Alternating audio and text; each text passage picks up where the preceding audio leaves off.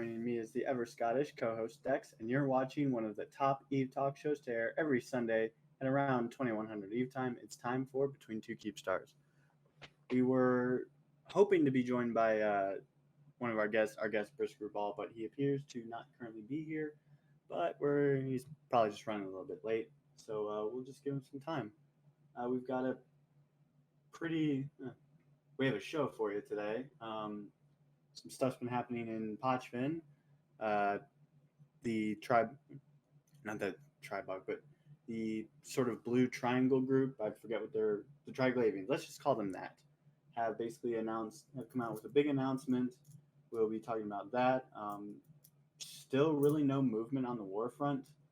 However, supposedly, Init has actually moved away from their deployment up north, and Pappy's dropped a Keepstar, another Keepstar. So, also CSM elections are wrapping up. We should actually be getting the results tomorrow on a CCP stream. So we're probably going to take some time, much like we did last week, to sort of look back on the election and sort of see how things went.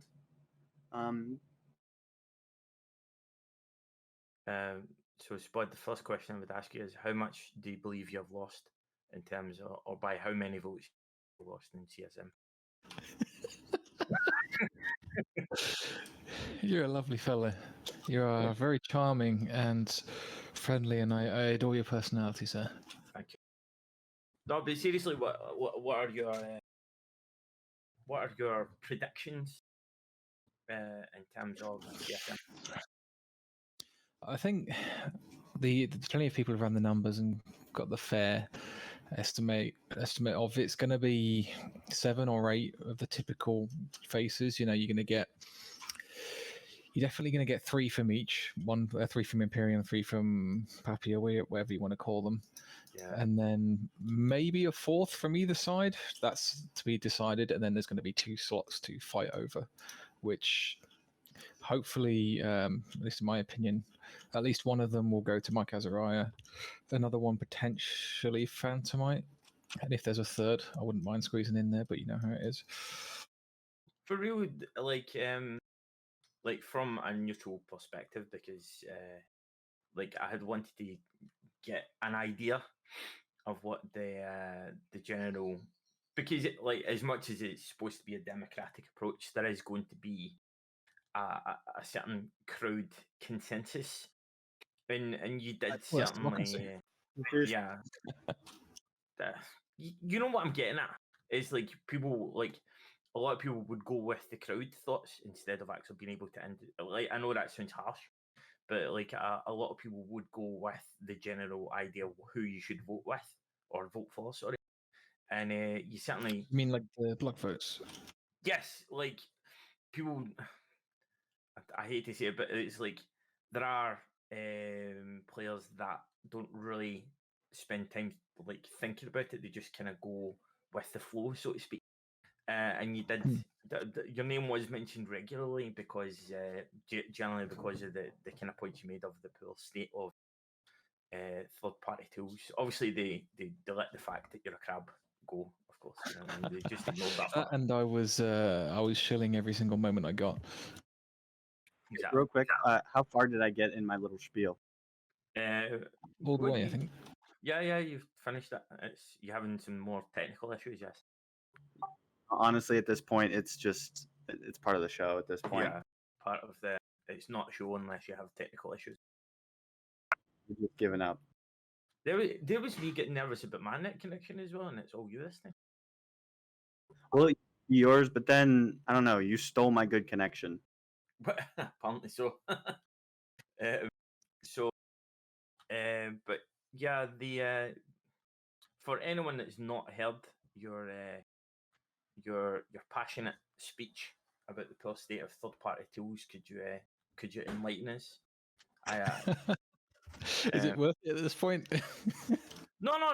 Genuinely, I'm interested from a technical point of view. I have zero interest in programming generally. I think I explained this to you beforehand. I tried to learn programming once before. It was many moons ago now. It was Visual Basic. and I spent 2 hours or something like that. And this was book 1, page 1 kind of stuff. And With that, when you're speaking to a, you really don't want to say, "Yeah, I don't care about the thing you're passionate about." Just like, no, it get like for real though. I'll be like genuine. Like I spent like 2.5 hours, like in the task that we were given, in terms of Visual Basic, was to develop a calculator, which is it's nothing, not like brackets or anything. It was just the basics plus minus all that Yeah, stuff. it's a pretty classic first thing to do. Exactly. So I spent 2.5 hours on this thing, and then after it, I put 2 plus 2, and it come up 0. And I nearly threw the laptop out the window. So that was my relationship with programming. So I developed an immediate hatred. But I understand I completely understand the kind of the frustrations behind it. I have a basic understanding of what you're talking about, so to speak. So this is the floor is yours in terms of what your angle is, or what your thoughts are on the kind of current state of third party tools as it is. The gist of it is just there's been a complete loss of investment more than a lack. Because it used to be something that CCP spent quite a bit of time on. There was quite a few developers, and there was quite a few like public-facing developers that you used to be able to reach out to quite easily, that were heavily involved in developing what's known as ESI, which is the sort of magic tool that enables all these third-party tools to exist. Yeah. The actual the development on terms of like actual players making stuff, the health of that these days it's not bad. It's not great. Like especially for the last 3 or 4 years, you've seen quite a few old apps disappear that used to be quite useful. But that's sadly a factor of many things. The actual ESI problem, the main thing that I'm trying to look to encourage a solution to from CCP, is that the team that did work on, like that team I was referring to, that front-facing team that spent a lot of time on ESI, and it was their main thing, trying to get them to bring that back. While there is still people working on it, there's just not anywhere near as many people as there once was. I mean, I might be wrong. It's just the perception is gone, especially in that there's a ticketing system where people log issues with ESI. So if a developer's working on something, and there are third-party developers working on something, and something doesn't work, or I don't know, they want something new, they want a new feature, that gets logged in a ticket system that everyone can see, and usually gets responded to by a CCP developer saying, "Oh, that's cool. We'll do that," or "We fixed it," or "We'll take it into consideration," or something like that. And the sort of time to reply on that side of things has just gotten longer and longer and longer and longer, and many things are just going completely unreplied to. What is the kind of turnaround period? What, like, in terms of how much longer it has become? Give me kind of numbers here. So a lot of them have become basically infinity, or you get a response along the lines of, "Yeah, we'd like to, but we can't because we haven't got the manpower, we haven't got the time." It used to be if you had like a serious issue, you got a response pretty quickly, but now it can take a couple of days to get a response, and then will you get a fix? Maybe not ever. Right. Like there's an endpoint that used to generate like a profile of what you did last year, which was quite popular just because it's an interesting, fun little thing to have, and that's been broken for a long time, and no sign of that being fixed. And there's no sign of anything new coming anytime soon, really. So do you believe that is the main contributor to, because you did mention a lot of third-party tools as simply being abandoned? Do you believe that is a main contributor to the fact that, to the fact of them being abandoned, is because of the lack of attention that CCP have been given to the ESI? I think it's a factor of why people are abandoning the tools they make, but I don't think it's a primary thing. You have to remember as well that people cycle in and out of this game, and especially people that spend a lot of time on it, which, if you're going to be doing third-party development, you do spend a huge amount of time, because you're building an entire application. That's not a weekend job. People burn themselves out, so that's a factor to take into account. People just get burnt out and don't want to play anymore.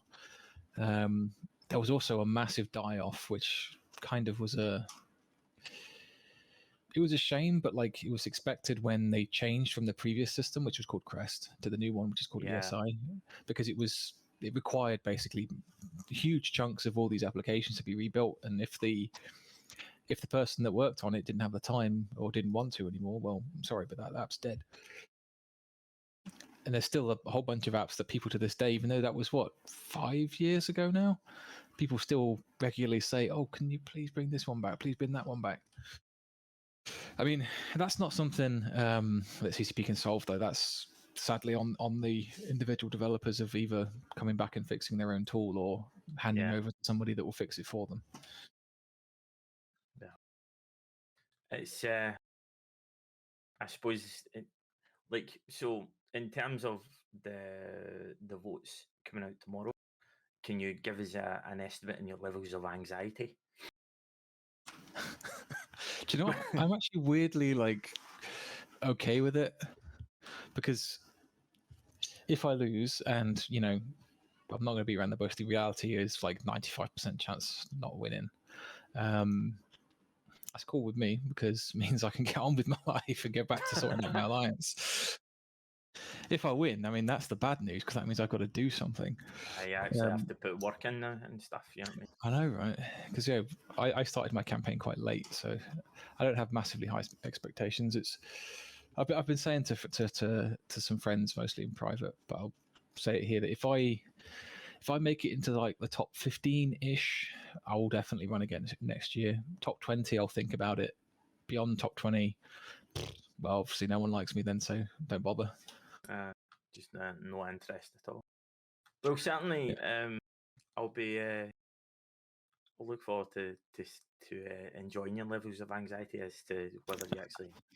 Well, I'll tell you one thing: if everything that I've been told will happen from my various little birdies, if all those things happen,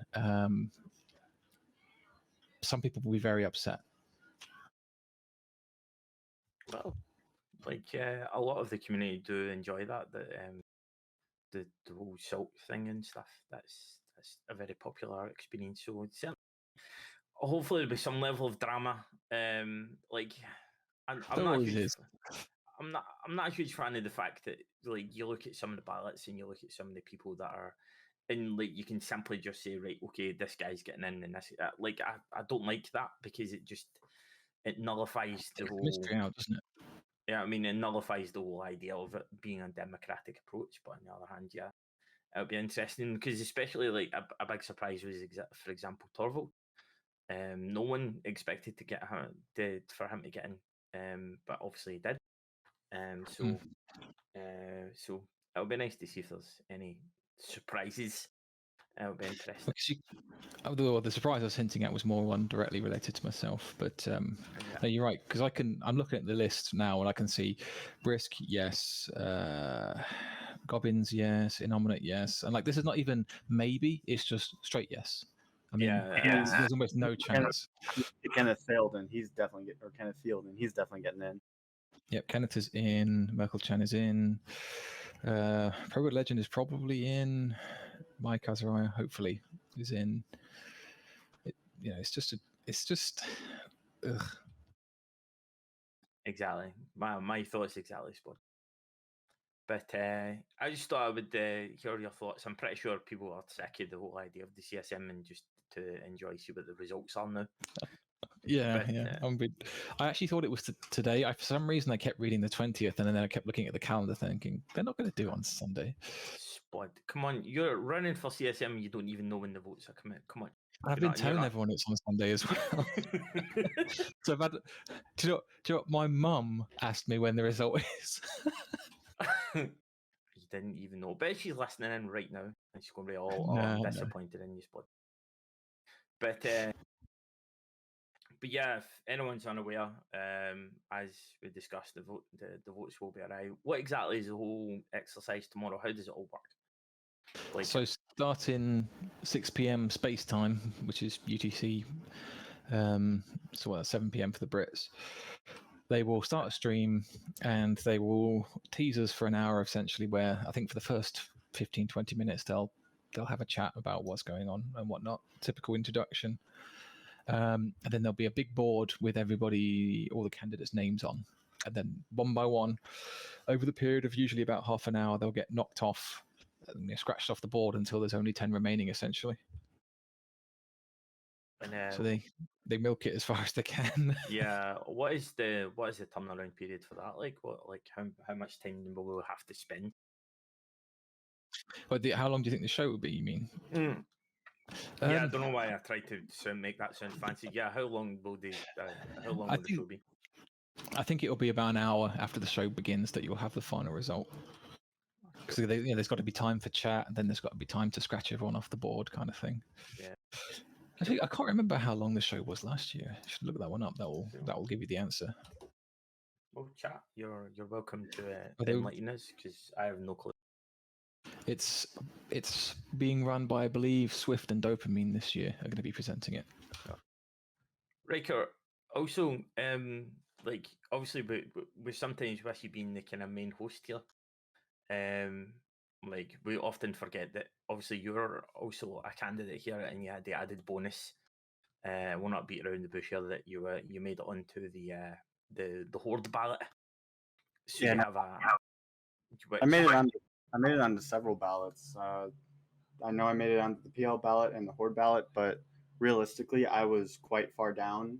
So I'm really not like I wasn't like super confident in getting a lot of those fall down votes.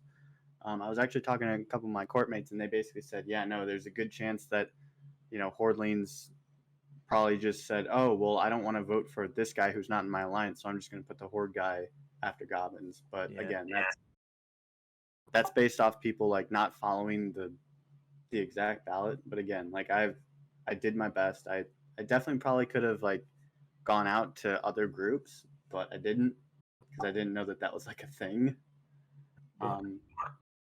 Well, what would be your? I think you asked the kind of same question last week, but they say the question would apply to both of you, I suppose. Is like, obviously the campaigning is now over. How do you think you could have done it different or better, or is there any, like, say for example you had another go at it, what would you do different? I guess like learn my areas a little, like learn my areas just a little bit more. Maybe come up with like some actual like really good changes. Because as the campaign went on, I didn't really focus on changes because like the CSM, the job of the CSM is not to like say, hey, this is how we should change the game. It's to provide feedback. And so I thought to myself, all right, well, saying like, hey, I'm going to make these changes kind of felt like a moot point, because like, why would I say I'm going to make these changes when I know damn well that like I might be able to get CCP to do something? Because at the end of the day, CCP does what CCP wants, no matter what the CSM has to say. I had the same reservations about that idea of you coming out with an announcement of, oh, I want to do this and this and this. And I think because I was really nervous. Well, not nervous. I just didn't want to do that because like you, I felt like it doesn't really count because that's not how CSM works. And while you can say, I would like them to do this, what are the chances they actually do it? But I can't remember who it was, but they talked me into it essentially, in that the logic is, as long as you make it clear that you understand, you don't get a free check when you walk into CCP to do whatever you want. As long as you want to make it clear that you understand that, listing your dreams, your ideas is actually a good idea, because it gives the other people, the people watching, an idea of what you are thinking, at least, like the logic behind your ideas, kind of thing. So it has value in that sense. Mm-hmm. And I totally agree with that. Like I came up with a couple of really cool ideas throughout the course of the campaign, but it's like I guess it was a little too late. I probably should have put those in my CSM post or something. So, a controversial question I would have with you. A controversial question I would have for both of you. What was your least favourite part of your campaigning? Apart from listening to my accent, of course. So, and I'm not, I don't want to hate on DTM, but like some of the questions he asked me during my interview were kind of like didn't really make sense. Like he asked me about like, all right, when I first started out on Eve, like I apparently I basically deleted characters because I wanted my character to be a very specific way, and I have a very specific skill set. And he pointed out the fact it's like, okay, well, if you did that, then how do we know that you're not going to be indecisive on CSM? And my straight up answer was, that was like 7 years ago. Like I don't really what. Like I did something 7 years ago, and I put that in my CSM post to explain, hey, I actually started in 2012. Here's why my current character says 2014. Yeah, DTM's a bit of a hard ass interviewer. Yeah, like they were fair. He Like they were gets fair. really good interviews out of it. Oh yeah, no, he definitely does. They were fair questions. It's just like I don't think they really had much to do with anything. However, when he did catch me on like when I was trying to talk about the idea that someone had pitched to me to where like you do a site that takes you through multiple systems, and which he literally said, yeah, that's called an escalation. Yeah, okay, that was a fair point. Like I messed that up. Although also the thing about like streamers and the whole like me thinking that it should be so he had asked me, okay, well, how do you plan to like make good feedback for people in like low sec? It's like, well, I'm pretty sure I made it clear that I was not a low sec person. Like I had spent a little bit of time in low sec, but I guess I'll talk to the community and see what they think is good, or hell, maybe talk to Phantomite. And apparently that wasn't a good enough answer, which I was just like, all right, well, that's my answer. All right, okay. I've got a slightly spicy one if you want for the bit I enjoyed least. Help yourself, man. That's Well, I we're not was- here to. You're here to speak your mind, Spud. Get out Well, your system. I was pinging around between Twitch channels, seeing what's going on, and I'm not going to name any names for obvious reasons.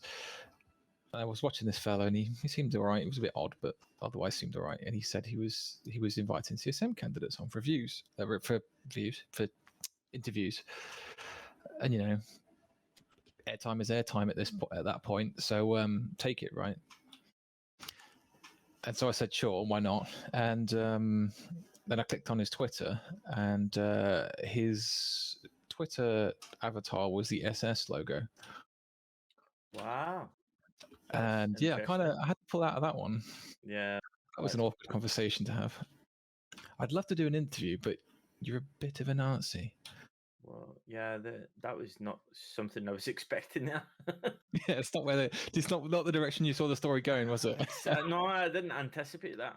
Welcome, Gerg. This is surprise Nazis. I know, surprise Nazis. Gergerin, like I don't think I've actually said your name properly. Welcome, a regular visitor to many talk shows, including Trash Talk Tuesday. Welcome, mate. How you doing? Doing all right. To answer your question, no, they have not announced it yet. Tomorrow night is the results. It'll be long and drawn out and painful.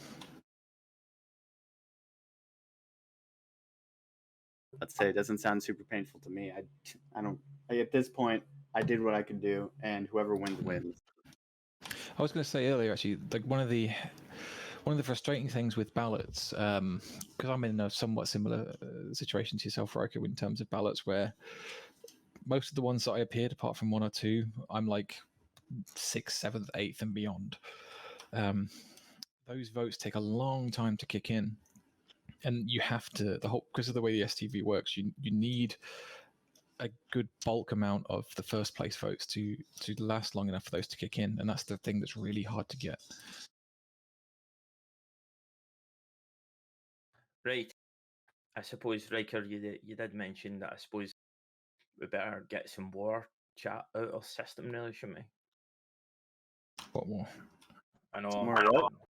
I don't know. Like you may have noticed, there has been the odd mention of a war here and there. I don't know. Have you noticed this at all, Spud? Not really. There you go. You have at least one fan in chat right now. There was Lothar Mandrake said he voted for you, so you're in the safety of saying that you had at least one vote.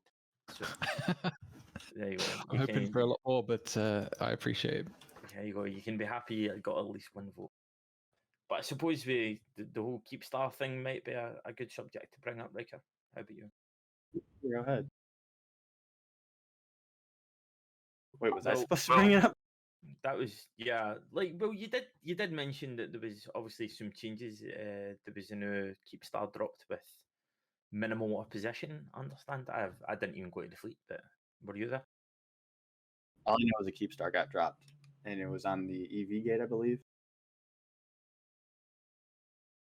It was a Pappy Star. I believe it was originally under test, is what I'm told, but it was transferred to Horde, and it's on the gate in ETAC V facing 3TAC D.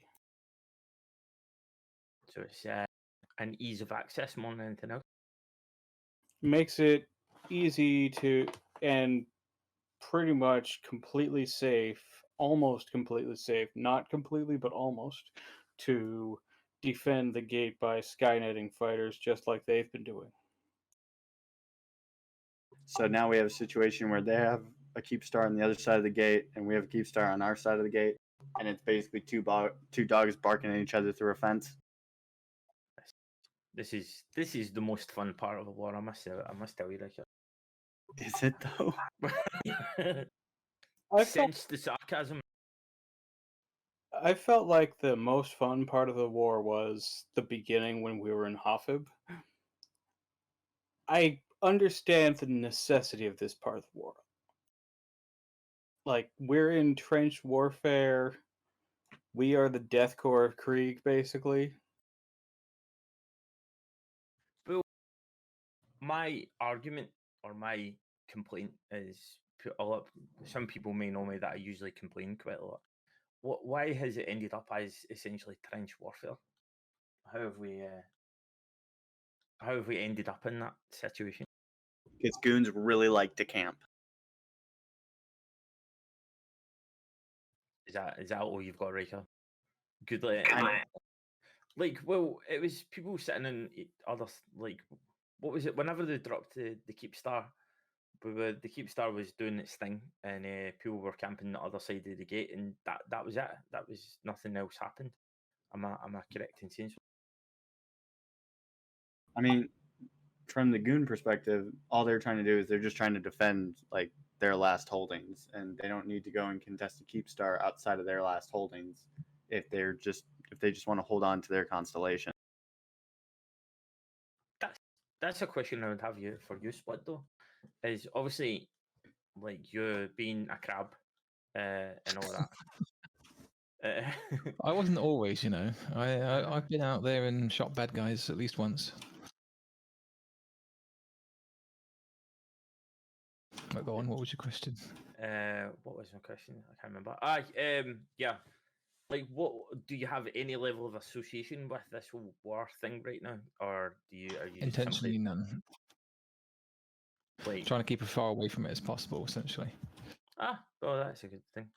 Garg, could you share with us anything further? Because I know you are very much involved from going on a lot of other things to understand what's going on with this war, and also to answer your question, Lightpath, we did have some good goon reps, but according to Riker, we running late. Perhaps we had Brisk joining us tonight, but it was unfortunately I don't know what the situation was.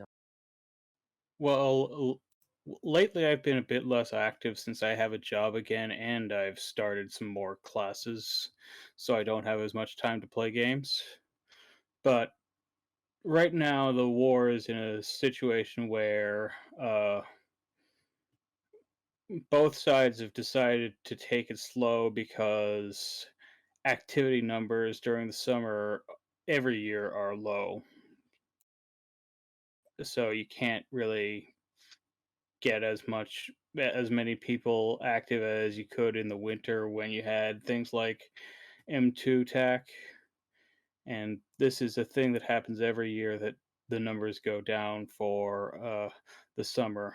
Like, a common spin that's going around is that Pappy is losing momentum, but the numbers are going down pretty comparably on the Imperium side as well.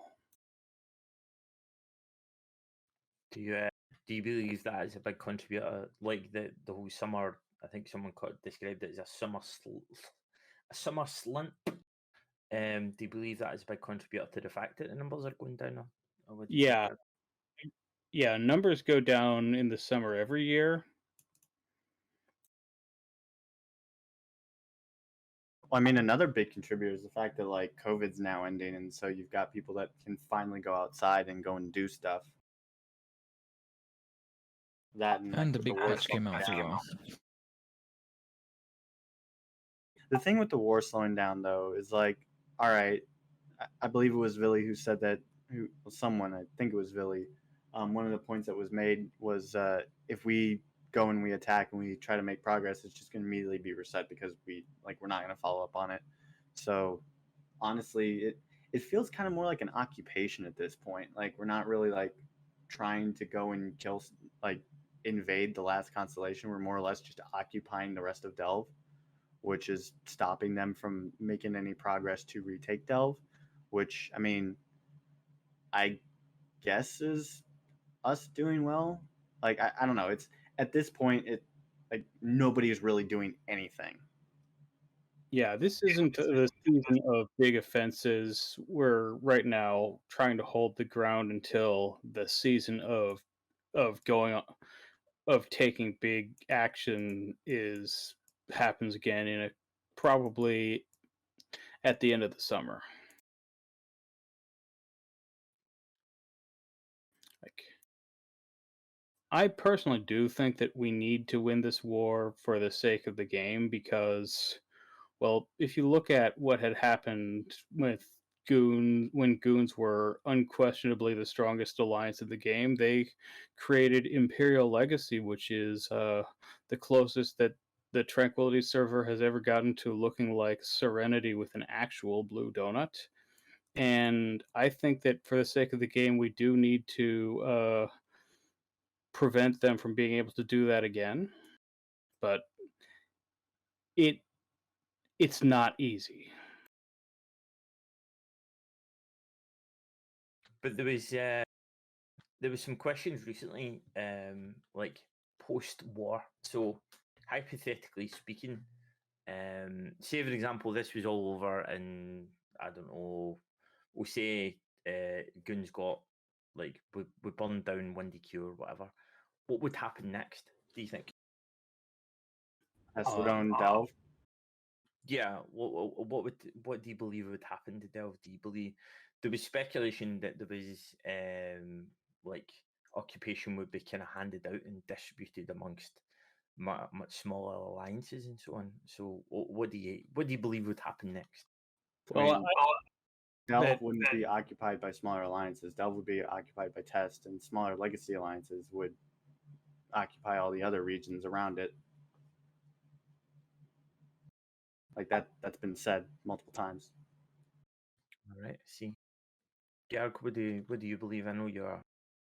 I think that the Imperium will probably have a few people who try to stage out harassment campaigns out of NPC Delve, but I don't think they will have enough people who are willing to do that and to really prevent Test from maintaining their grip on Delve, because they already have a pretty firm grip on Delve, and if a lot of people who haven't lived in NPC stations don't really understand that NPC null stations aren't that fun to live out of, because you can be easily camped in, and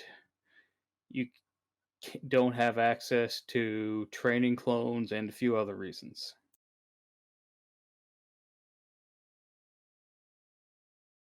Spud, do you have anything further to add to this at all, or have you fallen asleep yet? Huh? Do you have anything further you can add to this at all? I'm Because taking the piss. yeah, I figured that was the case. Yeah, very good. Well, I'm not involved in it. I'm curious about what happens next once it's over. I'm not even going to begin to try and guess which way it will go. I mean, well, do you know, I will. My guess is it will be a stalemate, as in both sides will eventually just give up in one form and just say, "Shall we just both piss off and do something else because we've had enough of this?" It would be nice, wouldn't it? I mean, that could be a thing because it's like Pappy has no reason to leave. Like they're sitting there and they're pretty much occupying Delve at this point. I mean, Goons is going in there killing, stuff all over Delve, but it's really not affecting Pappy because it's like, what do you fucking do? Like works die all the time, supers die all the time. That's literally But part of Eve. It's a game of a immovable object versus an unstoppable force. Yeah, that's like from my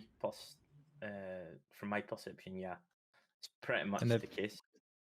They're playing the game at this point of who's going to burn out first, and if you're not careful, you both will. So that's why I sort of predict a fizzle, more of a fizzle and less of a bang, when it's just a case of they come to an agreement, and then there'll be loads of screeching on Reddit about how actually this team surrendered and that one was the winner or whatever, but it doesn't matter. I mean, screeching in Reddit's just part of life at this point. Yeah. Like Reddit is one of those things where you just don't take it seriously. I tend to ignore it. There's actually kind of like interesting side effects that this war is causing. For example, us few nerds that are not involved in the war are actually finding it difficult to recruit PvP pilots because everyone's following the war because that's where the content is right now. So there's actually a bit of a drought of I'm sure somebody will correct me and say that that's not true. They're recruiting a bazillion people every day, but at least in my experience, we're suffering from being able to recruit people that are classic line members that like to shoot stuff. We're really struggling to find that kind of person, and it seems to be mostly down to the fact that everyone's already signed up in the war. Like I've got a few friends that would have otherwise helped my group out, but rightfully so, helping out their deeper allegiances in the warring groups, which is fair enough. It's a frustration for the people on the outside, and it's also their time on every show ever is about that war that's going on. I know. Yeah, I do know about that. What's going on? It's like kind of what it's become now. It's like, oh yeah, that war, like it's just happening. And what's interesting too is that, like, I don't know if you guys recently heard, but Init recently pretty much left the North, and so now there's really nothing going on because Init's no longer attacking the North, and Pappy has pretty much just said, yeah, we're just going to squat here and pretty much occupy the region. So yeah, now literally nothing's happening except two dogs barking at each other through a fence, which is the war. There was, I think I can speak for everyone in the audience right now to say that we've all got fucking Horde spice. Like everyone in the audience right now. Who's hot mic? I don't. I got rejected from Horde last time I tried. Only you would be able to get rejected. How did you even manage that? I don't know. Are you taking the piss? No, I'm not even taking the piss. I was trying to put an ult in Horde just to get some, lazy boy experience, or maybe go crabbing in nullsec for a bit. And they said no. Didn't give a reason. They just said no. How do you get rejected from Horde? I don't know. I think you are the only person in the entire game that managed to get himself rejected from Horde. How is that even possible? It was a clean character that had been in a high-sec mining corp for like 2 weeks and was otherwise completely clean. And yeah, don't know what I did wrong. I don't know. This is today's mystery.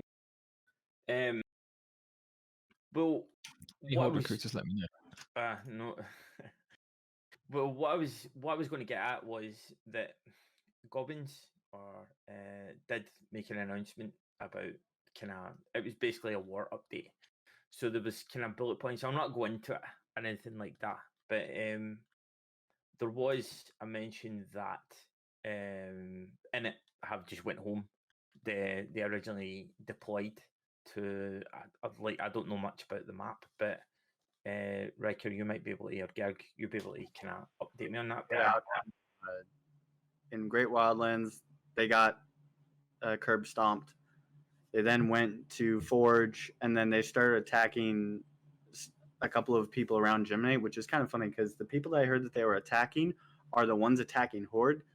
So supposedly what I heard is they were attacking Tissue and Darkside, which are Go enemy ahead. Horde. So they were actually making our space safer, which I think is a little bit funny. But then they left and went back. So yeah, the drone lens is now safe again. So yeah, thanks for the. I guess I wouldn't. I don't even really want to say that it was really like threatened in the first place because like I don't know. I never got an update that's like, hey guys, we're now under serious threat. Like, get your shit ready. Like, no, it was just like, hey, by the way, be a little bit more careful. And then that was really it. They bashed a few jump bridges and occasionally reinforced an iHub or something, but they never really followed up on those timers enough to have any meaningful effect. There was Spud. We had a question for you. Who? Well, no, where was it? Wait, I find the question again. Who does Doctor Spud fly for, or are you independent? So that would be an interesting question. I am the executor of my own alliance that has no ties to any major power block whatsoever. Well, that's that question answered. Do you ever have the occasion whenever you're online? Do you ever like sit and talk to yourself in corp chat? What?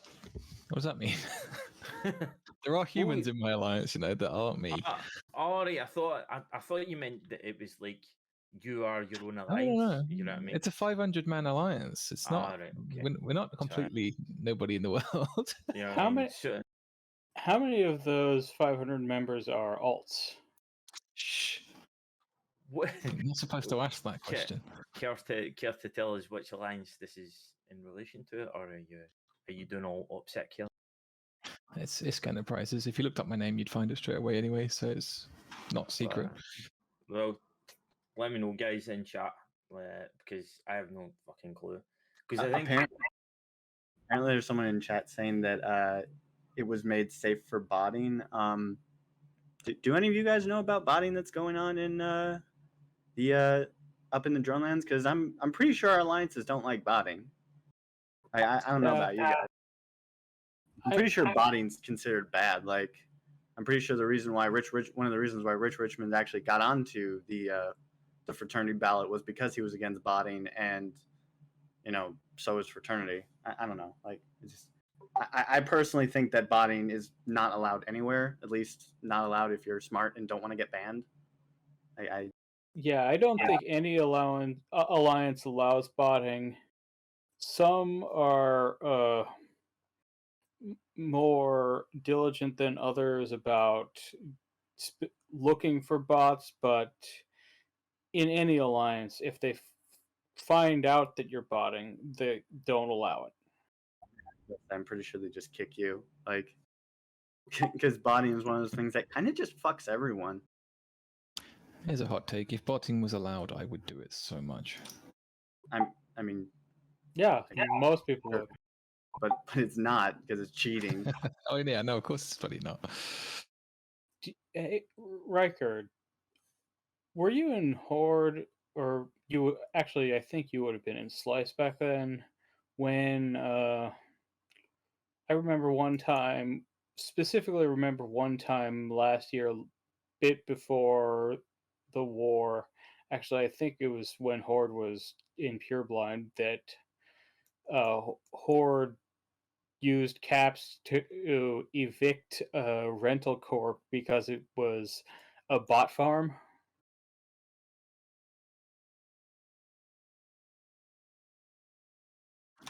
Well, I think he might have lost his connection, but I'll drop one on you that I know of a renter corp that rents from fraternity in tribute that at leadership level have spoken about, obviously from their private leadership channels, because dank leaks, that they are fully aware of and complicit with bots being in their alliance.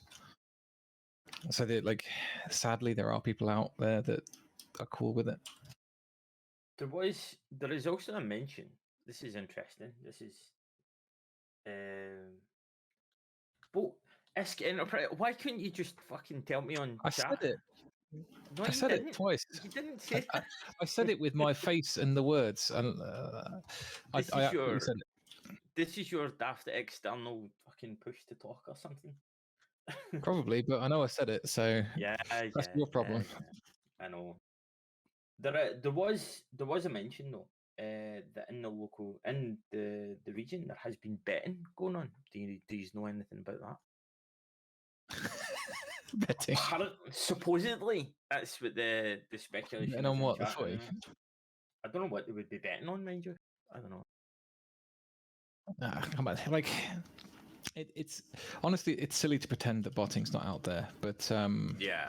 I mean, it is out there. Like CCP will send you a mail, like if anything comes of you reporting someone. Like, botting is literally in every fucking alliance. Like, yeah, I've busted them before and kicked them out of my own alliance. Like they're scarily common sometimes. It's really quite worrying. Yeah. well, it's like and it's I don't know. It's just part of the narrative, right? Like you've got, and this is why I'm really starting to get sick of narratives right now. Is because like it's almost like you can completely just make someone out to be the worst person by saying, "Oh, well, you approve of botting," botting, rental empires. It's like, all right, that I just see that and it's just like, all right, what the fuck are you even talking about? Because like, I don't know. I just think this whole thing is getting kind of dumb. The example I gave, I mean, if you really wanted to, I can send you the logs of them talking about how they're happy that they've got bots because it helps them pay the renting bill. Nice. Yeah, and that would be spicy drama right there. It's a bit old now, but yeah, botting is actively condoned by some groups. The big asterisk being some groups. Of course, like the major groups don't fucking approve of it. But Yeah. when there's 15 layers of management before the money ends up in the Grand Coalition coffers, you're never going to know where truly that money came from and how it was gained and whether it was legitimate or not. Well, plus, like, it's not the player's job to fight bots. Like, that's CCP's job. True. Like, if you want to fight bots, go to Placid Lowsec and watch out for coercers. There's just hundreds of the fucking things, and they're all bots. I used to live there, and I know exactly what you talk about. Yeah, so they've been there for years, and they still do it. They're just bots that run faction warplexes in coercers. Yeah, in nullsec, I often get the feeling that landlord alliances are more likely to take a stronger stance against botting than renter alliances are because they have more to lose from being caught by CCP. Yeah, exactly. And like plus when you look at it, like that would completely destroy an alliance's credibility. Like, I mean, look what happened to fucking fraternity. Like their credibility is like so much down the shitter. In fact, Norhouse even said like one of the reasons why he put Rich Richmond on his ballot was because Rich Richmond's against botting and fraternity's trying to kick this whole this whole perception that everyone has that they're a bot condoning alliance. Well, and granted, I can't speak to their past, but like the bot condoning thing is kind of, I don't know how to get the word, not hyperbole, kind of hyperbole, however the fuck you say that word. It's because frat, and this has been true of pretty much every alliance that has ever existed that has done landlording en masse. Because they have this setup and because of the way that landlording seems to naturally progress, you have these layers of management which hides the botting, which means that it is actually sadly truthful to say that botting is more common in frat and frat associated groups. That's simply factual. But it's not because of malice and it's not because of intent. It's just a side effect of systems of management and the systems of the game. Yeah, like that's 100%. Like you can't track down every single part of ISK and where every single thing comes from. But if you got rid of renting, that would help. But that's not a solvable problem either. See, I don't know about that, because like then couldn't people just like put their accounts into like Horde and then just bot Yeah. there? Yeah, of course, the same thing would happen. It's just I hate renting. Like the only difference with renting is that you just don't need to go on fleets, and you have to pay. Like I feel like it would make more sense for bots to actually like put their The thing shit about in like renting Pandemic that Horde. enables botting is the layers of management, the layers of obfuscation of where the money came from and where it went. Like if, for example, if you're botting directly in Mega Block A, as in you're botting in one of the top level alliance corps, whatever, somebody might actually take a look at your ticks essentially from the tax, because they can see that they can pull that through a third-party tool and see that, hey, you pull really consistent ticks 23 hours a day, you're botting, get out. Okay, but So that's fine, they'll catch them. But when that same scenario is happening on a sub-renter of a sub-renter, that sub-renter doesn't give a shit and will happily let it happen, and then the landlord collects the rent, none the wiser of how that rent got paid. But at the same that time make too, sense? like if you're in Mega Block A, like, and you've got people that are like trying to run these big corps, like Pandemic Horde itself, like Pandemic Horde Inc. has thousands of members. Like they don't have the ability to go through and look at everyone's ticks and to notice, hey, you're giving more ticks than They do. natural, because they're getting so many. And plus, there are people that spend hours a day, like maybe 8 hours a day ratting. Like I know them. They're in my corp, and they're most certainly not bots. Well, yes, but this is the ironic thing of, with the magic of ESI, groups like Horde can and probably do quite easily make their own bot detection software that can pull and figure out whether you're botting or not. And I Why think would in a some ways, bot the in group should be responsible for that. Go on, good.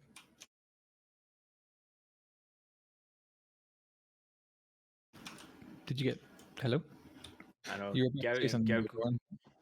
was saying he was also experiencing technical issues. So yeah. If you were botting in Pandemic Horde, which does not require you to give your ESIs to the Alliance, why would you give your ESIs to the Alliance? Yeah, that's a specific situation. That's a sort of nitpick example. The problem is a wider one than that one in particular, and maybe they should require ESI so that they can check certain things. I know that I, for one, inspect every single recruit to my own alliance, but I have the advantage of we're not that big yet, and make sure that there's nothing overly fishy, including botting. And when I do find it, I report it. So it's not impossible, but it is a lot of labor. And like Phantomite likes to bang on about, essentially, it's a factor of groups being too big. Yeah, because I mean, when you've got that many people, and I, based off of what you said, yeah, it does kind of make sense that with more layers of, of people, that would make botting a little bit easier. But I still think that, okay, people could just put their accounts into like Pandemic Horde and just, or like in any other alliance, and just bot there, and they might not give a shit, especially in a mega block, because again, they've got so many people that they're not worried about that kind of stuff, because they might just think to themselves, I shouldn't like have to police my own alliance for botting when it is literally CCP's job. Yes, but then at some point, because in that theoretical situation, Horde would become known for enabling botting, and do they not then have at least some level of social responsibility to at least make a half-assed stand against it? But at the same time, like the entire North is being blamed for botting. Like if Horde's renter groups are known for botting, then wouldn't they They're also not being blamed for like botting though? Just people are. It's a truthful stick of botting happens up there that is being used to beat that group over the head. Like people, nobody's saying that botting doesn't happen anywhere else, or it's exclusive to there, or there is the absolute worst place ever. It's just Have it's you one of those talked things to that's many goons recently? enough. Yeah, and I totally agree. Like, yeah, no, there's like up there is safe space. Like, yeah, there's gonna be botting there. Like that. It's just I don't know. I've heard the whole botting the GER Pappy because they support bots. I guess that's my big thing. It's just like I'm just so fucking sick of hearing that. It's just like okay, whatever. But see, you have to accept that it's hyperbole, and it's just there. It's a stick being used to wind you up. It's not too unlike the constant offence that each polarized side in this war takes with acts of bullying across side to side and harassment. With that, I mean, bullying I just ignore, but like when people say dumb shit or just say like the typical line that everyone uses, I just zone out and it's just like, all right, whatever. so with that, welcome to Phantomite, who is also Hello. you'll Hates the blocks. you will notice him by his pretentious English accent, as I've Hating. enjoyed as I've enjoyed pointing out on several occasions. But welcome to Phantomite, who was also a CSM competitor. We'll go back to the subject of botting in a second, but I suppose They come down to me versus Spod for 10th place, and we're going to have to have a YouTube streamed boxing match. Now that is some betting I think a lot of people would enjoy. I don't know if you want to take that one. I'm 6'3" and 100 kilos. Yeah, well, I've got a knife. Well, It's not boxing, then, is it? Real quick, I just want to answer Sappy or not Sappy, but THX's question. Everywhere's like bots are literally everywhere, and bots tend to go to the place with the safest of space. Is that a good Oh, assumption? yeah, that's always going to be true. There'll be bots will flock to the space that enables it, whether that's because it's safe or whether that's because they get overlooked, intentionally or not. Both. It's both. Both come together to make a product far greater than the sum of its parts. So I also personally say though that like in terms of renting in the drone lands, like a lot of the renters I know like are actual members of like PanFam that just want their own little place to crab. Every Mega Alliance wants their own place to crab. So what I want to do is that I made Spod and Riker go through the same process. So Phantomite, you're not getting off lightly here. Mm-hmm. So I have some questions for you. We'll go back to the bottom subject in a wee second. But so can you give me levels of? I asked the question earlier, but give me levels of anxiety in terms of hearing the result from tomorrow. Given obviously you're currently a member of CSM, so you have that added. Well, he's only a one-hit wonder and all that. Sorry, I couldn't. What scale would you like me to use? I had that saved up all night, mate. That's why I was going to be able to make it. On a scale of 0 to Rich Richmond. Oh, damn. He's wigging about it completely. Yeah, I think he's playing a character, though. Yeah, he is. He is. We will either hear the real him or a character of him. No, or indeed we will hear something in between in 15 minutes before the results. I'm going to be streaming the reaction to the results live if people would rather not watch the direct CCP stream. I'll be there with Spod here, Rich Richmond, Suetonia, and Dex. Yeah, you're all going to be there. I'm only going because I'm not ready to, by the way, just to point that out there. And you don't invite me? Wow, that's all right. I see.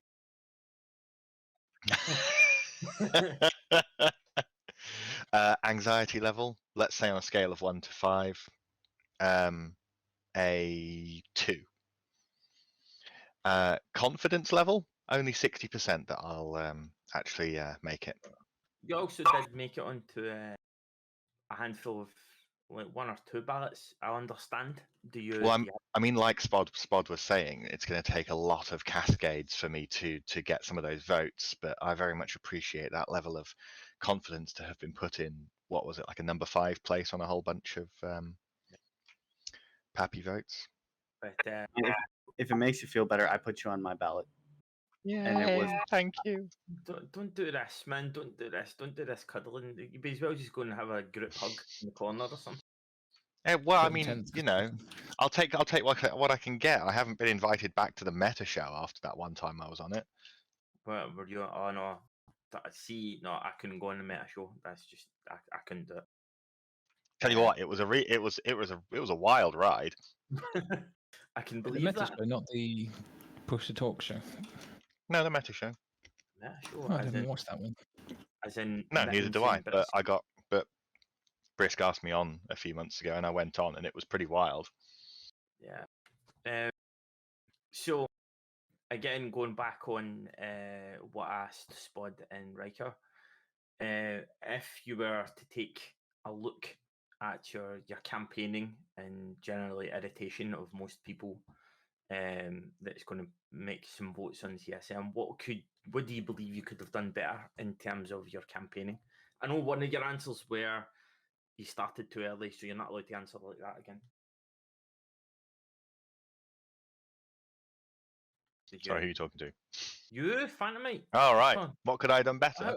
Who else would I have been talking to? Sorry, I got distracted. I was looking at a funny meme that came up on my screen. Right, okay. Then I just kind of clapped my hands together and went, ha ha ha ha. So, do you want me to ask the question again? No, you're asking what I might have done differently, what I did There you wrong. go. Cool. Wouldn't have started so early. No, Would have given no. it- You would weren't have- you weren't allowed to answer that because I remember you answered that before. Give me a different answer. Well, anything what else do you've done you better? want me? What do you want me to do? Do you want me to lie and tell you a completely different thing? All right. Fine. What else would I do? What else would I do? I think that I would make an effort to appear on pure American time zone shows in the wee hours of the British morning. You believe that you focus. So essentially, what you're saying is you focused it too hard on one time zone. Then is that what you're saying? It's not that I focus too hard. It's that I'm a human being in my Yeah. early 30s, and I want to be able to wake up the next day. Yeah, I suppose. No, that's realistic. Yeah. But like the most important and the spiciest question is reflecting upon, and I'm being real here. Reflecting upon your campaign as a whole.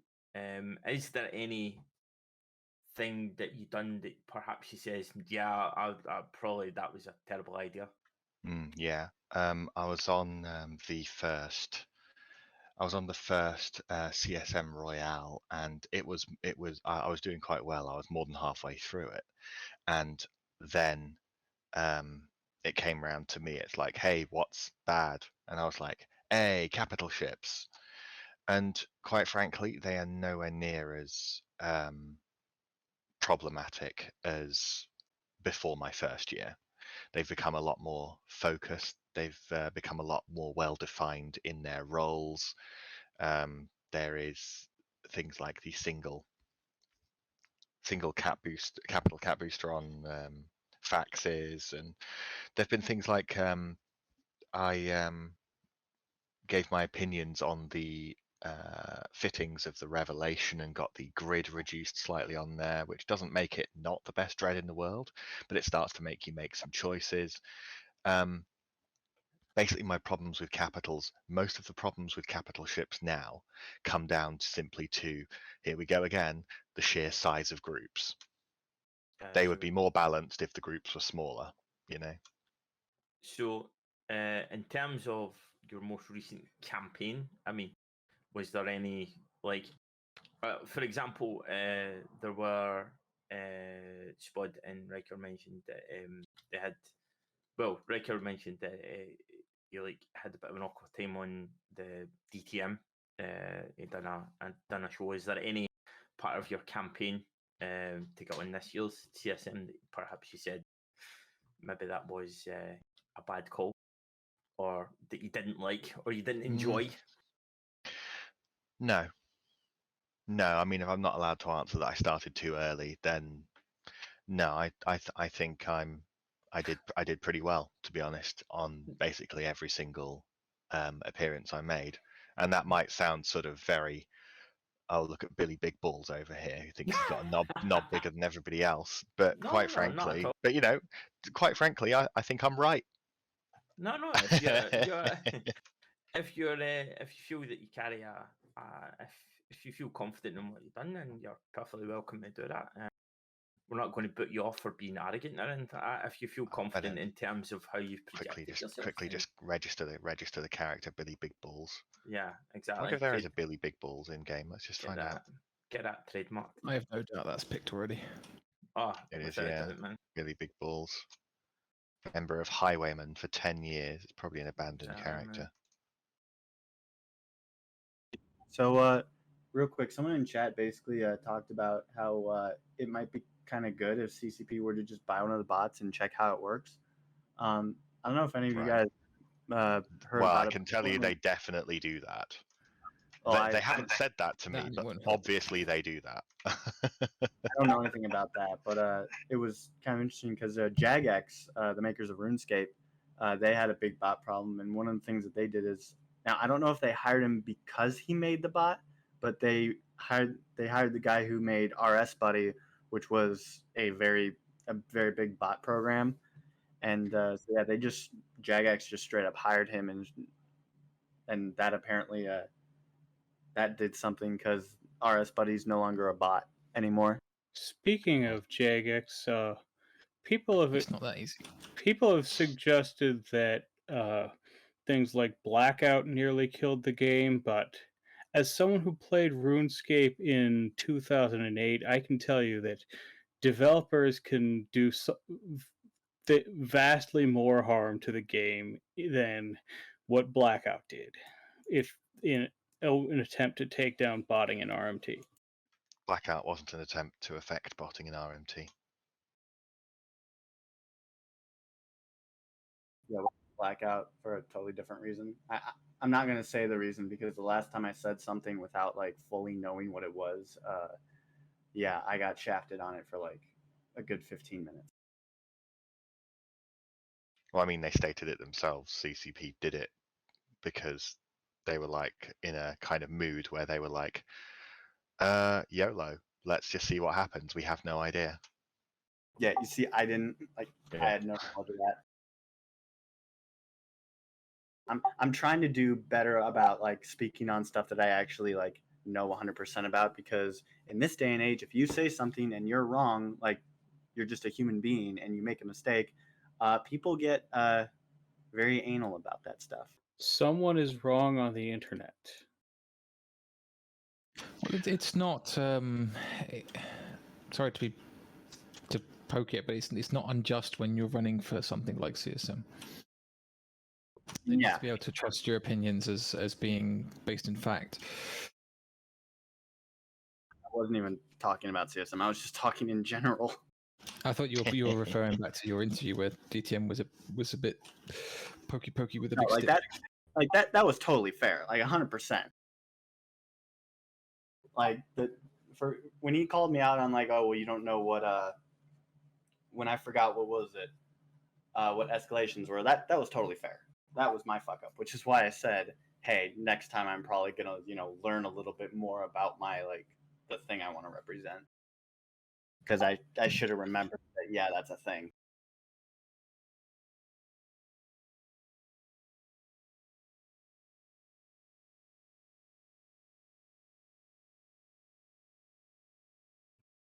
We're seeing who's going to blink first. I mean, Phantom might blink, so it's up to him. I hear that when was that happens on these comms, man. Sometimes that happens. It's like, who's going to talk next? Riker, you were interested in there was an announcement. Like you have much more like a much more understanding. We did have Moldavius. Is that what the name goes by? Yeah. On last week, talking about the folks of Pochven, but he made a massive announcement that I grabbed. It was very detailed, and I'm pretty sure you'll all get bored if I make it maybe through halfway through this. So does anyone else know anything about this? Phantomite? Moldavius is an interesting person because he manages to contradict himself from day to day, and also believes in things that aren't true. I must say that was So- enjoyable. He did contradict himself on several occasions. There, that was. I just want to point out how enjoyable that was. But sorry, carry on, front of me. I have no doubt that there are some extremely serious problems with Pochven, mostly stemming from the fact that it wasn't tested for basic functionality upon release. The design of it was confused and not rewarding enough. It was inaccessible to any competition for the people who would get in there. At the same time, the Edencom people were given basically nothing. And once some of the content started working in Pochven, it has an ongoing leeching poison of people doing what's called seagulling at the moment. But Moldavius himself, basically, you're going to have to get your story straight if you ever want me to take you seriously, mate, even if you make it onto the CSM. There was, he did make an announcement to cut a long story short, there's like a 5-6 paragraph kind of mail that was sent out to his group, and he did say he's basically shutting everything down and moving everything to NPC stations. They're not shutting everything down. They're basically just burning all their structures. Yeah. With 24 hours notice, essentially, so that they can...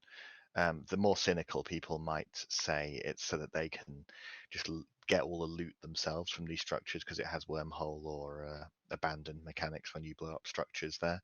I'm not actually that cynical about it. I think it's probably standard operating procedure. I think it's standard operating procedure to deny it to the large invading groups. It was really interesting that he made that announcement a day after Wrecking Crew looted that nice blueprint collection, though. Well, I mean, we can say suspicious, but I don't know. I still think that's a pretty good reason. It's like, well, if they're going to burn it, then we're going to do it ourselves to get it. I mean, yeah, sounds valid to me. I've just voiced my my distaste of Moldavius's style, but I don't think that this is a weird thing that he's doing with any ulterior motives. I think the motives is, well, if they're going to get blown up, let's have it ourselves. And I think, yeah, go on then.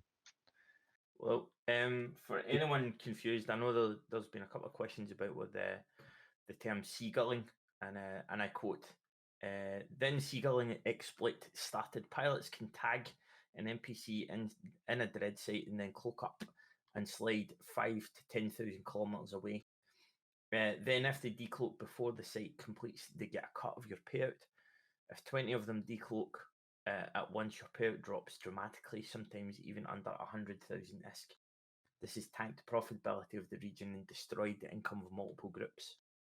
Then the rest of it is complaining, but that's generally the idea of seagulling, is people hang out about 10,000 kilometers away and then they get a cut of the payout you've just spent in a dread site. That's essentially it, which, as much as they spent a lot of time contradicting himself, is a fair complaint, I think you'll believe. Would you all agree?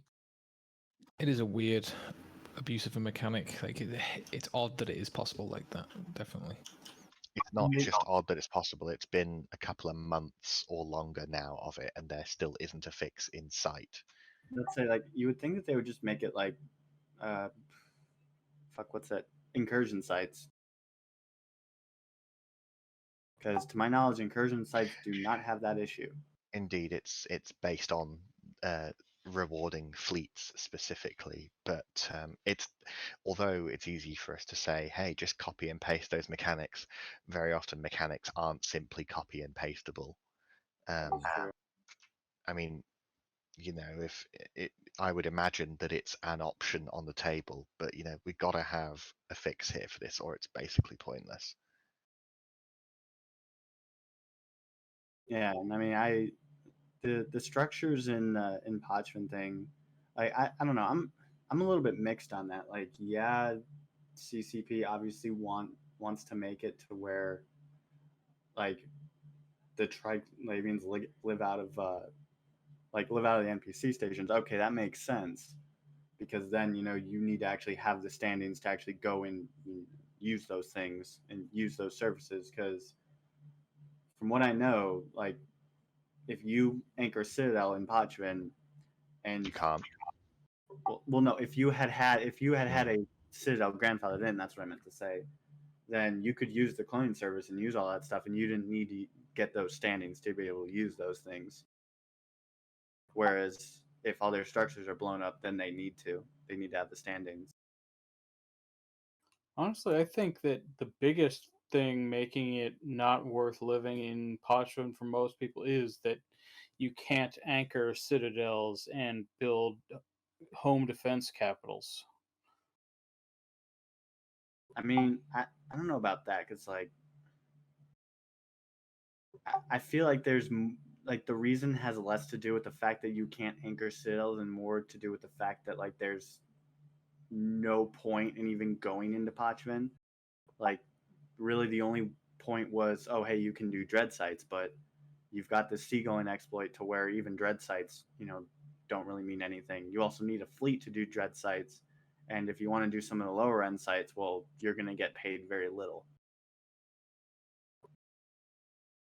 CCP should have cleared out all structures upon the creation of the region. There should have been no stations or anything. It should have been space that you take excursions into, and it should have had entry and exit mechanics based upon abyssal chains. Now, one thing I did hear was that apparently, and again, I'm a little bit suspicious on this one, but apparently, when I was listening to the TIS episode where all the Kybernaut guys got on, they had basically worded it to where CCP almost sort of made them think that, that having structures in that space would be good. Like they kind of gave the impression that CCP had sort of like tricked them into, I guess, putting structures down in where Pochven would be, which, I mean, I just think about that and be like, okay, that's a little bit tinfoil hatty. Like I doubt CCP, convinced them to, put structures in these systems, set up and get all your stuff. Like people were figuring it out from Hobo leaks. Hobo leaks didn't immediately reveal what was going on, but it revealed enough that enough people guessed what was going to happen. At the same time, like Hobo leaks, like people who plus the Triglavians have been talking constantly for weeks about taking space for themselves. Yeah. The line of CCP sort of made us think that, hey, listen, you should put stations down here, does not sit well with me. Like it does not pass the sniff test. Granted, I think maybe putting roots in those systems and living out of the NPC stations maybe, but again, I wasn't there. CCP told the CSM like only a couple of weeks before launch that Pochven was going to be a thing.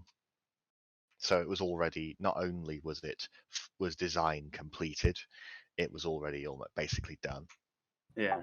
And that's a common theme for lots of CCP releases. Not all of them, got to give them credit. They do tell us about some things ahead of even the design phase.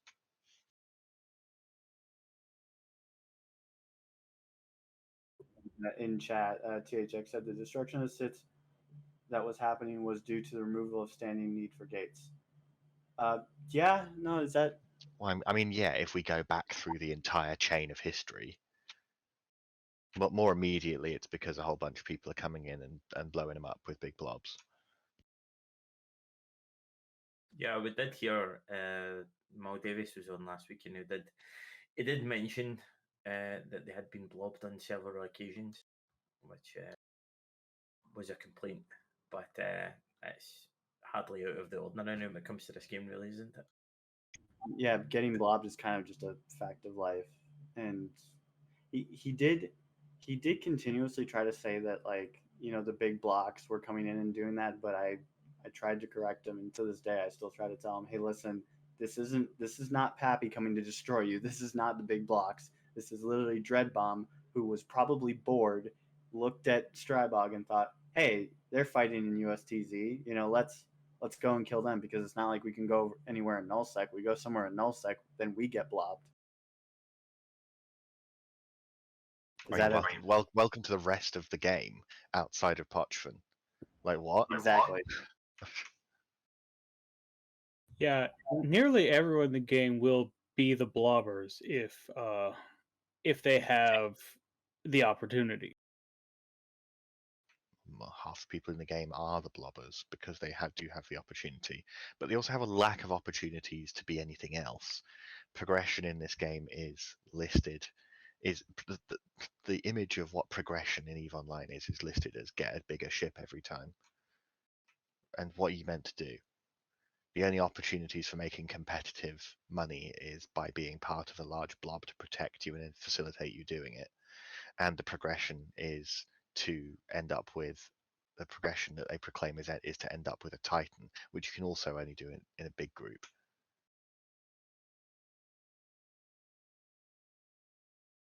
Yeah, no, I don't really have a counter to that. Makes sense to me. Yeah. Then again, Phantomite knows what he's talking about, so it's normally safe to say that, yeah, that makes sense. I'm not too sure about that, mind you. For some reason, Dex here is sitting on a conversation that we recorded. Well, I don't know what you're talking about. I've never heard of such a thing. Would you? No. See, now then we're falling into the trap of self-promotion or something like that, and we'll just not do that. That's like product placement or something. I missed. I am a delicious product. I'm sure you are. But that was like jumping on to the subject of CSM again. Like, and I appreciate you have a non-disclosure agreement, but we'll try and kind of angle to see if we can break that or something. But have CCP given any kind of indication or suggestion that they're going to take things in a completely different direction, or like No. have they given any hint or anything like that? On what you mean on sort of changing the progression to not be block based? Yes. No. Nothing whatsoever. So nothing. They very much obey their non-disclosure then, yeah. Well, I know that a lot of people are are quite timid about that kind of thing, but this is just, I mean, CCP also hasn't talked about throwing EVE Online in the bin and releasing an online chess game in Flash, so yeah, I have no problem saying that CCP hasn't given me any indication that they want to even start to offer things that encourage outside of the block mentality in the game. That would be nice. I'm not going to lie to you. The whole block thing, like I was discussing, I was chatting to some of the other CapF members last night, including Gerg. Were you there, Gerg? I'm not sure. Probably. We were out on assault frigates, and it was interesting because because of the kind of block mentality, or how, like, the meta, or however you want to describe it.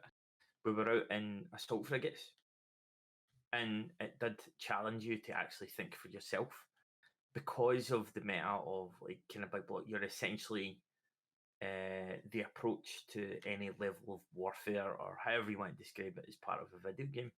you're essentially anchored on whoever's in charge, whether it be the FC, and you are like, it's the true definition of an F1 monkey, or however you want to describe it. So, Formula One monkey. yes, we'll go with yeah, that. So the chat, because I had spent so much time doing that, like, I was challenged to actually think for myself, you know. And it was interesting because as a result of this meta, it almost kind of reduces the ability of existing kind of pilots. If does that make any sense at all? Like, because you don't spend any time actually thinking for yourself, because you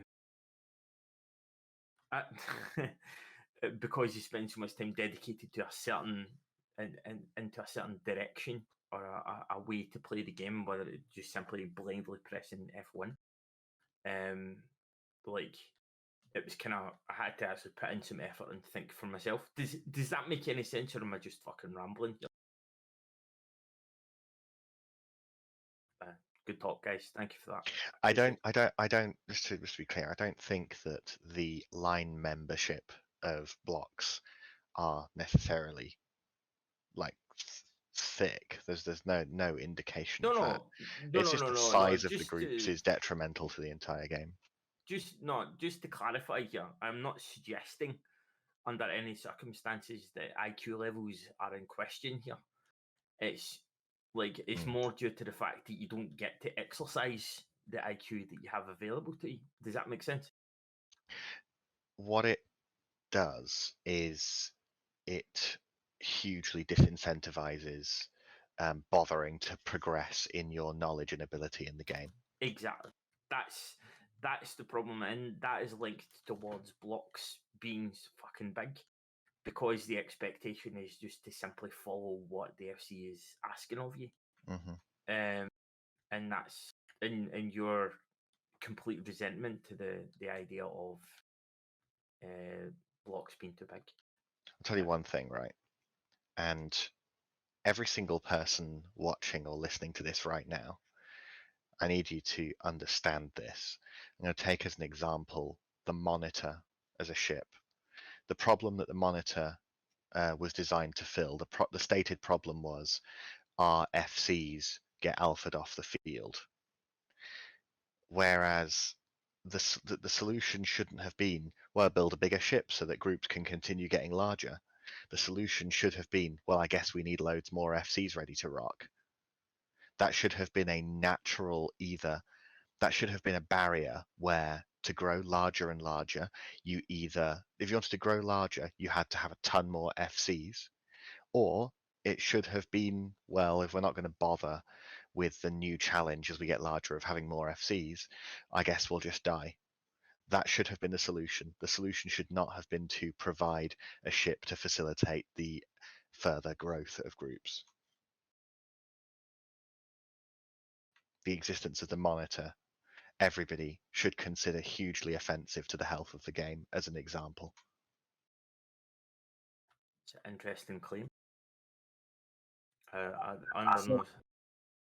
My counterpoint to that would be like, all right, so if you just get more FCs, like, it's way easier to just alpha an FC off the field than it is get a bunch of backup FCs.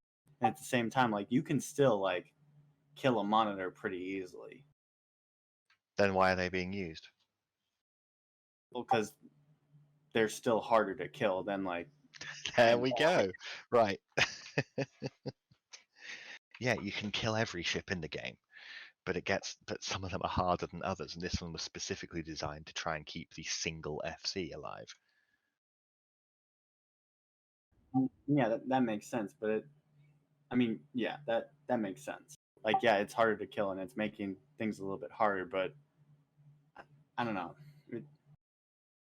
Like, I see what you're saying, and there definitely are groups that like do have, multiple backup FCs. I know in PanFam alone, you'll have multiple people that are backups, and new FCs are getting better all the time. Yeah, what I'm saying is this would be a natural cap on the size of groups, rather than like, oh well, CCP has made it so you can only have 500 people in an alliance. Arian Rodin local, are you reading what you yourself are writing? Because it's some of the thickest stuff I've ever read in my entire life. I think you're deliberately missing the point. What's he Find say? out, find about being controversial. I love it. Spud, come on, he's showing you up here. Come on, mate. You've been all quiet here, or are you reluctant to do your 3-button push to talk again? The argument here that you've never been in a null block, but basically, Arian, what you're saying here is we need this, but why do you need it? So that you can continue to be that big? Well, the answer should be no. Why? How about you start to adapt rather than get CCP to constantly make tools to grease the path to being bigger and bigger and bigger? I think the thing about big blocks is that there are definitely more people who are capable of leading fleets in most alliances than actually do. It's just that usually there aren't as many people who have convinced the leadership that they are trustworthy enough to be given those opportunities. Phantomite, I actually have a question for you. Like, it's the counterpoint. This isn't really meant to be a counterpoint, but a something to get the conversation going. So the monitor, so in larger groups, like they have multiple FCs, right? And so larger groups before the monitor came out were able to pretty quickly, recycle FCs. Yes, the monitor did make it harder to kill, so that they had to, recycle FCs less. However, with a smaller group, they might only have one FC because they're small. Do you think that the monitor maybe made it so that while yes, it did benefit the large null blocks who were able to, cycle through FCs anyway, whereas a smaller group might not have been able to cycle through as many FCs, and therefore by giving them the monitor, it allowed their, one FC for their small alliance to stay. No. When you're smaller, then you're Oh, not Voldemort was coming the up first against person. 100 alpha ships. When you're smaller, when you're smaller, then you still have the same proportional number of FCs to the rest of the members in fleet. As you grow larger, that single FC or that number of FCs that you have in fleet are handling far more larger proportion of actual guns in fleet. It only scales usefully in FC efficiency for larger groups. Guarav, to answer what you're saying,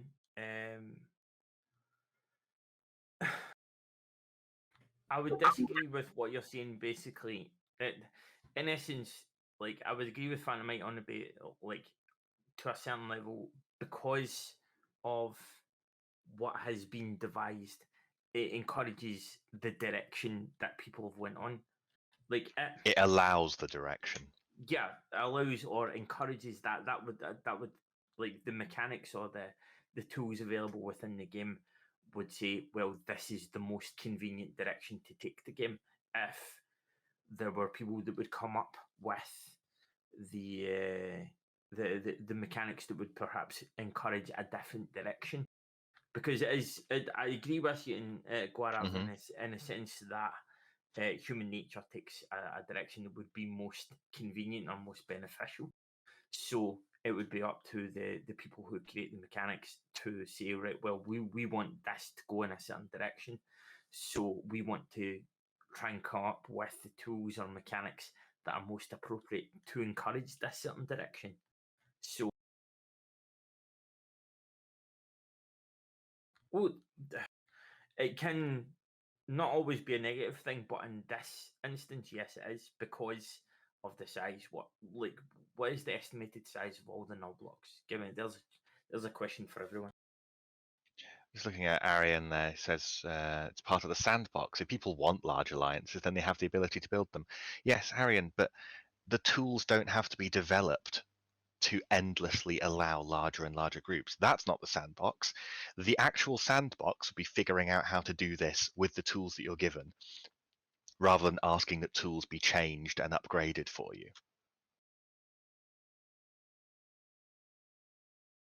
So, quick question, but do you think in any capacity that the monitor helps smaller groups, preventing their SCs from getting headshot? No. As a smaller group, we don't use them because we can't afford them. As a smaller group, we don't use them because we're not trying to take our 40 people in fleet versus 250. Okay, but like if it's 40 versus 40, and if it's I 40 know versus 40, we'll use a non-monitor ship that can tank. The Eagle is usually a good choice. That's stupidly tanky. At that scale, you need more guns on the field than you do a tanky FC. Correct. But like, it was interesting. I think Phantom Mike, we touched on that at one point or another. Like, people often say it is a sandbox game, but ultimately you don't really ever get a sandbox game because, like, the sandbox is essentially you can do what you want, but you don't really get that option in any video game because no, there is no true sandbox game. A true sandbox game would be hosting a vanilla Minecraft server and allowing everybody to do whatever they wanted on it. And then it would be full of knobs. Yeah. Yeah, essentially. But it was an interesting subject because obviously the term sandbox does suggest free reign, but you're not going to get that. EVE Online is a directed sandbox where certain activities are given a certain amount of freedom. But think of the exploits over the years that have been kind of plugged or prevented as a result of whether it be bad programming or bad development or just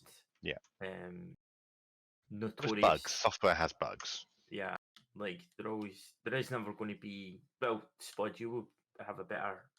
Do you believe that the development process that CCP has could do with improving at all or anything like that? Because obviously you may have some insight on that. I don't know.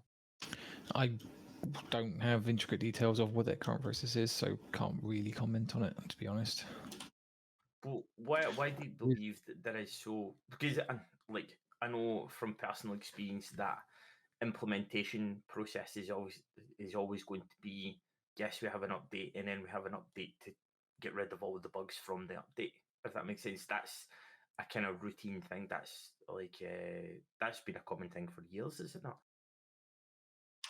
Yeah, I mean, if you want to go down like the technical route, my rough understanding is CCP use something along the lines of Agile, which is a pattern of essentially, I don't know how long sprints they do, but you take a block of time and kind of sometimes end up doing what you just said. So you spend, say, 2 weeks adding feature X, Y, and Z, and then you spend 2 weeks fixing feature X, Y, and Z, and then you proceed to the next thing.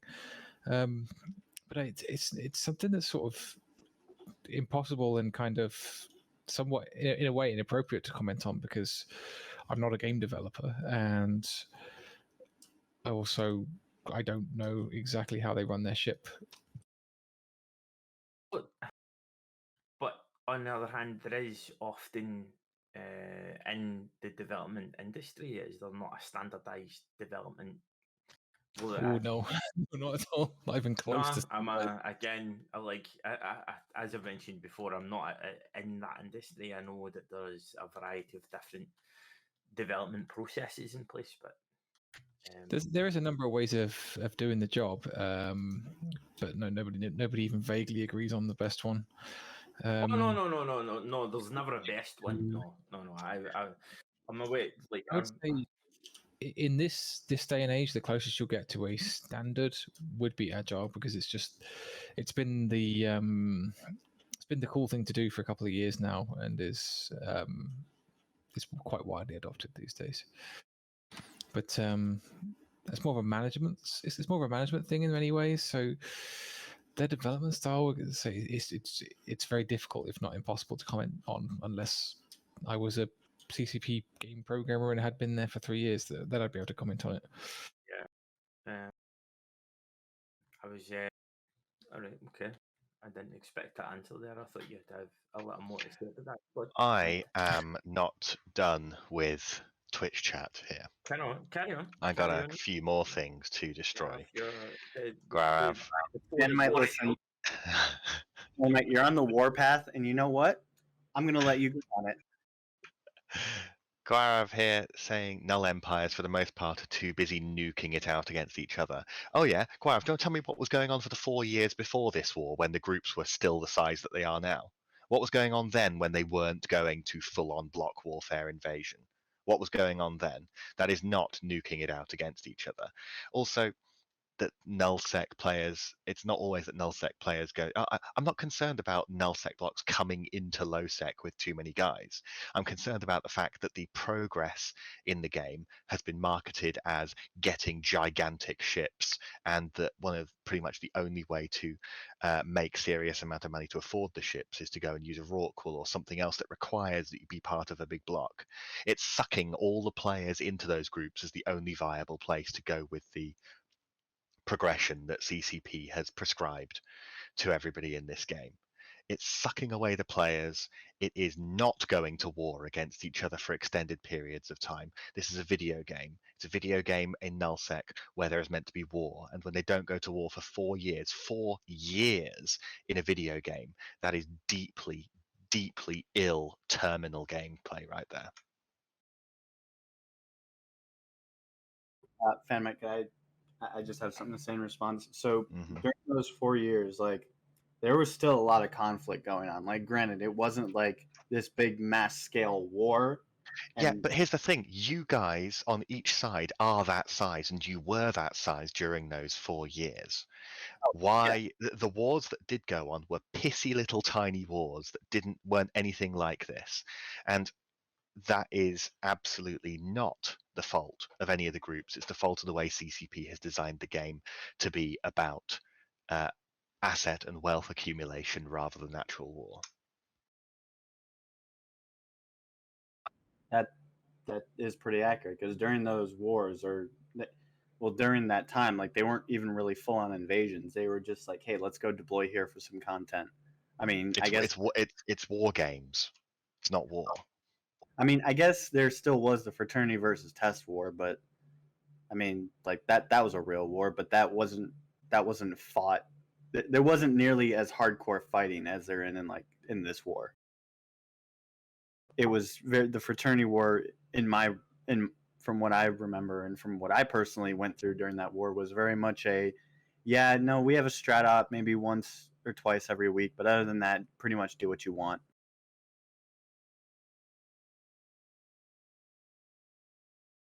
I don't know how that helps your point, but I think it does. CCP sat back and allowed there to be essentially peacetime and play wars rather than real war for 4 years, and they did nothing about it. They weren't even really wars. They were just deployments, like, for content. So I don't even really think you can call them wars. Yeah, exactly. There was a time when Tez did, go up north, but that was just to take over the. But for what? What? Well, it was nothing for you to bother taking. That and from what I remember, it was to help a group that was leaving PanFam extract their Titans and get them down to test space. I thought that was to help Siberian squads, which was leaving GOTG, get down to legacy space. It might have been. I just remembered that when tests went up and deployed, there were multiple groups leaving PanFam, and they needed to get their Titans out. And I'm pretty sure that quote unquote invasion was a ploy to take over the perimeter trade stuff, because when we were up north doing that stuff, like, we were also in perimeter killing all the trade structures and setting up the Tranquility Trading Consortium, and at the same time we were extracting would-be friendly supers.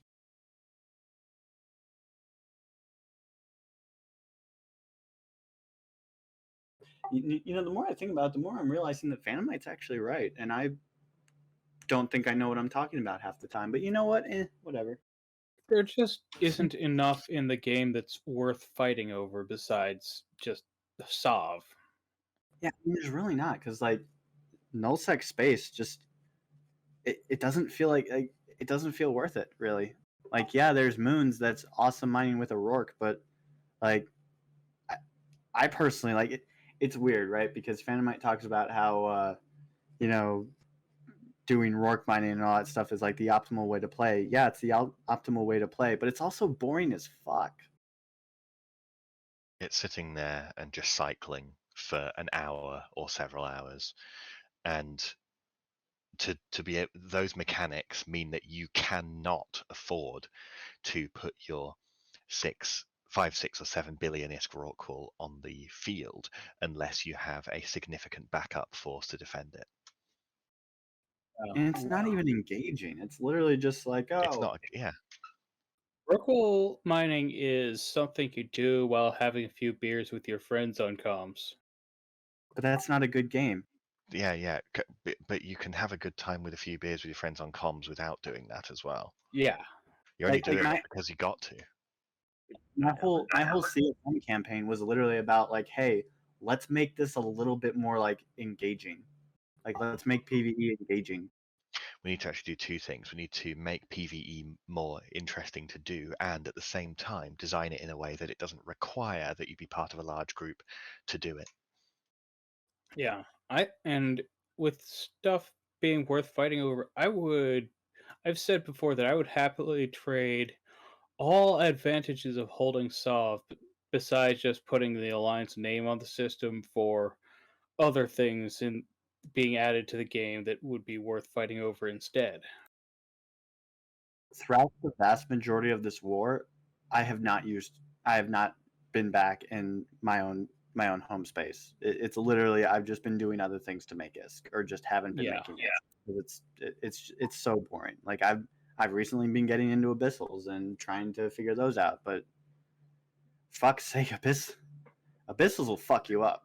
I jump clone back once a week to reset my reaction cycles, but that's it. I don't even undock. Even doing reactions, I've literally set up PI in up in the Dronelands because I figure it's something I can nerd out over and it's pretty passive. Here's Spud, if you're still alive. Not the version. Here's an interesting question for you. I know you're a terrible crab, and we all naturally hate you now. But on the other hand, I understand you. All the things. I understand you spend some time mining, correct? That is fake news, and anyone that's claiming that I mine is a liar. What? All right, okay. Tell me, what do you actually do as a crab? What is your life as a crab right now? What do I do? I graduated from regular crabness into the king crab, so most of my time is spent doing alliance management things. I'm organizing the crabs more than being the crab these days. Okay, so The real money maker. I know. So I'll change my question. Is what did you do as a regular crab before you graduated? I was not joking when I said I was a wormholer. Before the last corp I was in, before I started my alliance, was a wormhole PvP corporation.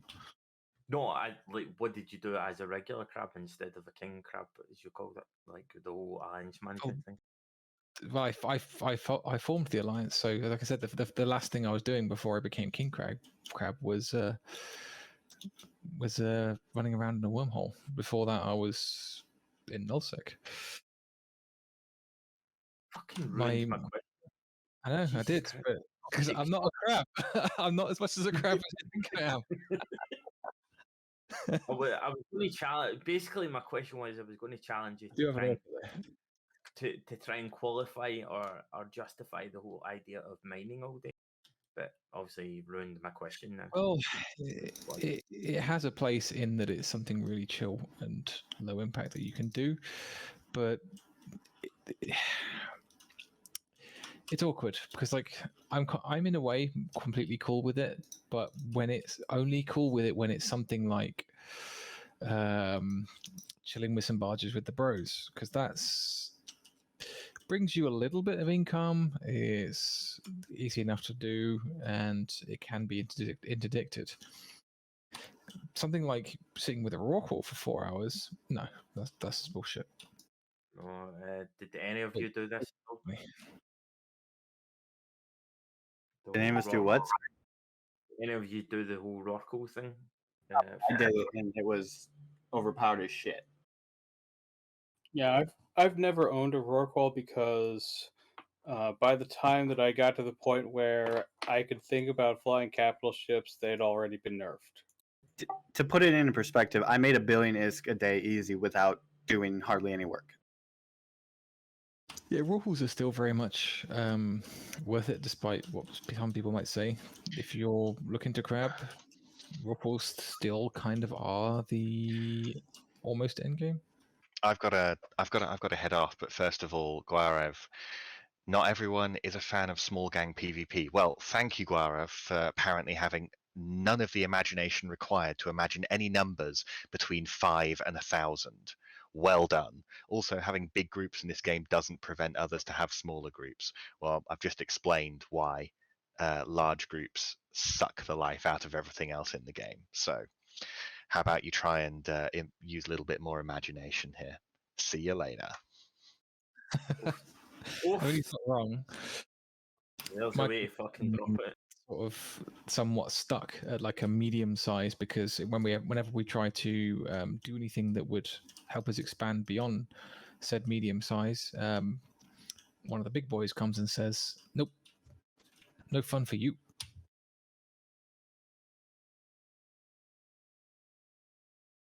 The last one being, and people don't even, this is the kind of ridiculous thing, people don't even see groups like Volta as big, but Volta has consistently in the last year been the big bad for me. Elaborate. In one way or another, they've either been holding the space that I wanted to move into, or been propping up the puppet that was holding the space that I wanted to move into, which has sort of locked me into a small area of space where I can't really expand without either bending the knee to somebody like Imperium or Papi or whatever, or becoming someone like Volta's pet. It's a shame. It's like once you're at this sort of medium scale, but actually, I would actually argue we're still small scale, even though there's 500 characters in the alliance. It is true that is very alt heavy, and when we want to expand, we can't, because everything's already controlled by the big bads, and the big bads won't let you touch it unless you bend the knee and sign the deal with them. And that's a damn. And I honestly don't know what the solution is to that problem. Yeah, no, that makes sense. I mean, it's just I guess just a fact of Eve at this point. Yeah, I mean, I don't have a direct problem with Imperium or Papi or whatever your favorite group here. I enjoy the independence, and I'd like to be able to keep it, and it just doesn't seem viable. Well, I mean, I think I'll figure it out eventually. We'll find a way in, but yeah, it's hard. It's way harder than I think it should be to exist independently without the support of a major block. But that's just me bitching and being lazy in some ways. Also, I kind of feel bad that I was a little bit critical of DTM earlier in the show, but I will say the one thing that I did glean that was actually very useful from the interview with DTM was definitely some areas of my campaign that I need to fix for next year. Like the whole getting to know my my area a little bit better. Like, so it's weird in Spot. You can probably like share some of what you experience on this, but like when I ran based off of a lot of feeling, right? Like I felt that, as a null sec line member, my game really hasn't changed, gotten better over the past couple of years, and I wanted to see like something change. What I like, the reason I ran was because as a nullsec line member, I was doing pretty much the exact same thing in null, and it just felt like null was getting worse and worse to live in. And it's like, well, why am I even doing this? At the same time, you've got all these different areas of the game, getting new really cool content. And it's like, oh, I really want to be part of that. Why can't why can't the life of a null line member get a little different instead of being just the exact same login, do a couple fleets, go AFK ratting, and go AFK mining. Oh wait, now that's even worse.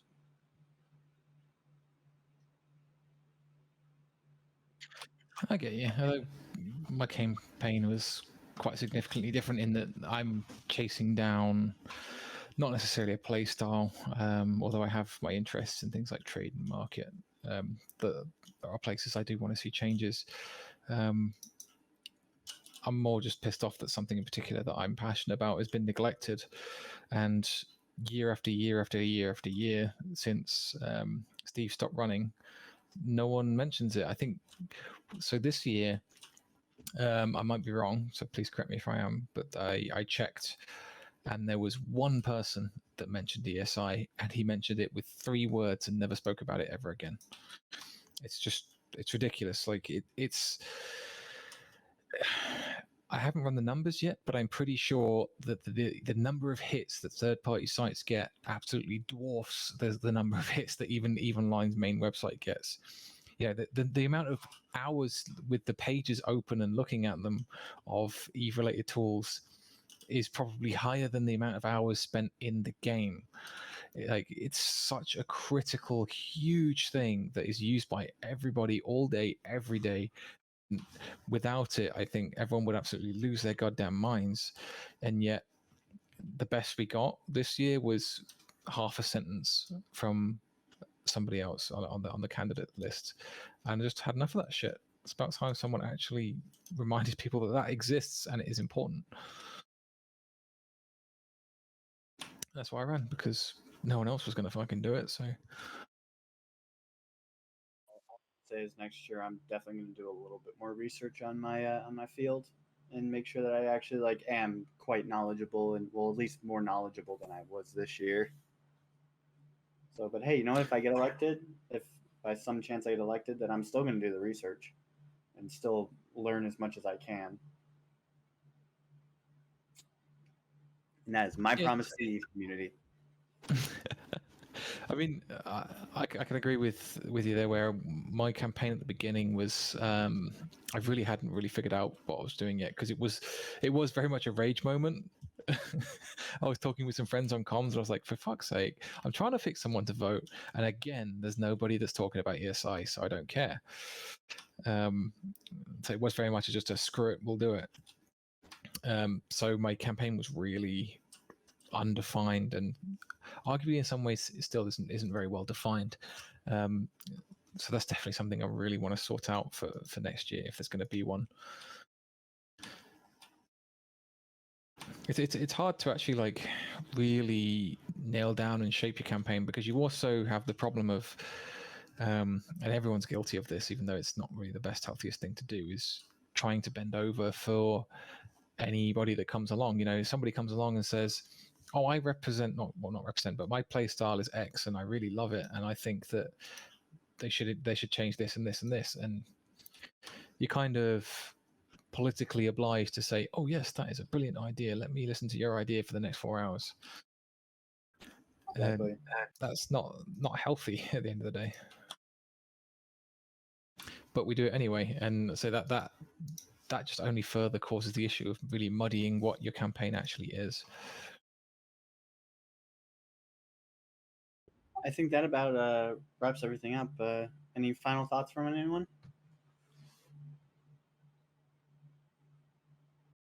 Nope. No. Just get the results out already. I'm tired of it. I know. We'll just bask in Spod's anxiety levels. Well, that about wraps up the show. I want to thank all the guests for coming this week. If you're watching the show and like what you see, then please hit the follow button. New Eden Post streams Eve-related shows throughout the week, including Trash Talk Tuesday on Tuesday, Lasers and Lace on Thursday, and Between Two Keepstars every Sunday. Always remember to bubble wrap your Keepstars, and we'll see you guys next time.